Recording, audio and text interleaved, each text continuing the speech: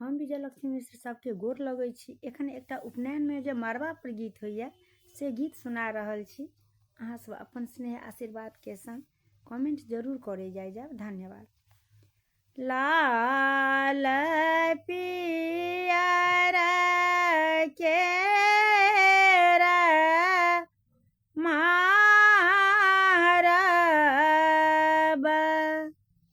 ओ जे सोने पात्र छारल हे ओ जे सोने पात्र छारल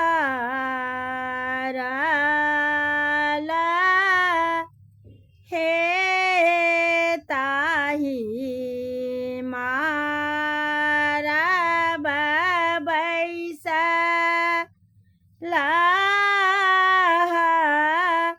अपन बाबा ओ जे जंघा जोड़ी अइहब आमा हे गोदी भाए बैसला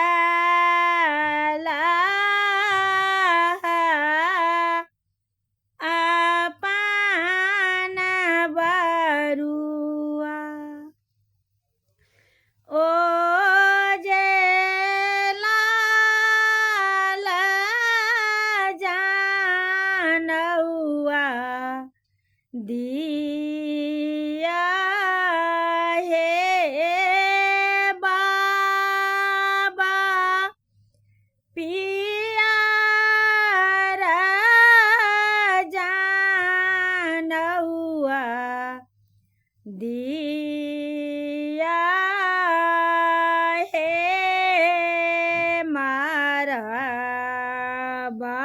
मारबाहि घृत ढरकी गेल ओ जे स्वर्ग जोत भेल हे ओ जे स्वर्ग जोत भेल हे स्वर्ग पितर आनंद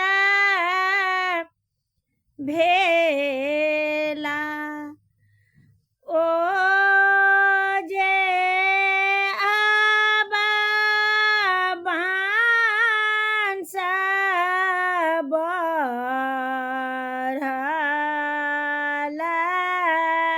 हे ओ जे अब बांस बढ़ल